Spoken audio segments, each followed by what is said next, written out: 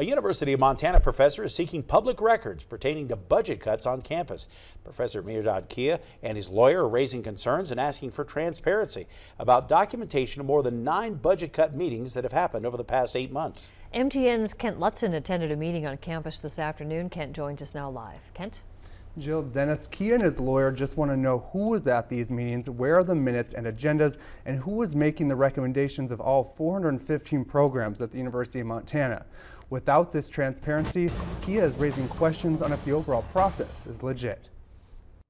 There is a reference to meetings that took place even in the provost office itself, for which there is no content, there is no substance.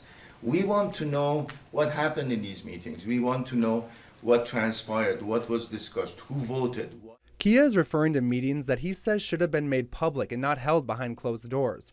But red flags in the process are nothing new. There were task force members themselves raising questions at a meeting in early November. And I think the timing has been the most difficult part because we're working really fast. And so we're making a lot of decisions on the fly and trying to decide, new challenges will bubble up to the surface that we hadn't even considered in the preparation process. And so we're having to triage those challenges while we're also trying to make a decision.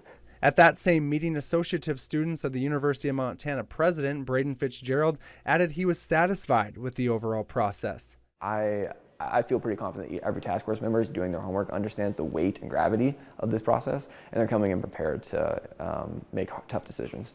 Kia, along with his lawyer, are also asking for documents identifying the anonymous reviewers who rated the 415 programs from strong to not suitable, adding if doesn't provide these records, then the program recommendations are invalid.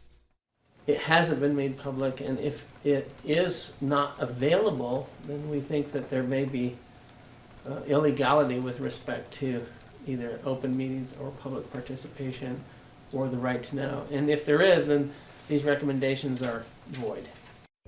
A Montana state law says, quote, a person may request and make copies of public records from a public agency. And Kia says falls under these guidelines. Jill, Dennis?